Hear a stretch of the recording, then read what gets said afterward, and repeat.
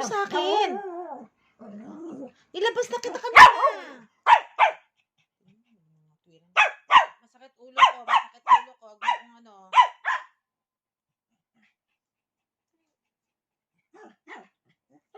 Ang laki ng problema mo sa buhay.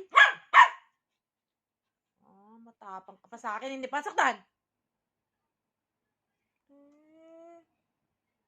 Tinan mo, nakikipagtitigan ka pa sa akin, ha? Tinan mo, magtita talaga. Ano nga gusto mo? Anong meow? Ano, pusa ka na? Pusa? Anong meow? Sige, tatayo ako. Anong balak mo? Sige, anong balak mo? Ano nga pa? Doon, sige. Ay! Nagagalit siya sa akin. Alam ko na kung anong problema mo. Alam ko na kung bakit nagagalit ka sa akin. Alam ko na. Sige. 'Di ba? Ininis mo kasi ako kanina eh. Oh, 'di ba? Nawa.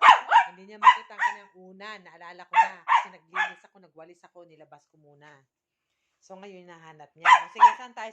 Sige, turo mo sa akin. Sige, saan tayo? Siguraduhin mo lang na alam mo yung gagawin mo, ha? Sige. Kasi ako, masakit ang ulo ko. Gusto ko na matulog. Sige, nagmamadali siya. Nilabas ko na siya kanina eh. Sige, natin kung nahanap niya, ha? Sige, tingnan natin. Talagang hindi ka makatulog. Kung wala yung unan mo. Sige. Ano? Gusto mo umalis? Anong? Ito daw. Yan. Ito ba? Tingnan mo. Asarin ko kaya. Tapon ko na to.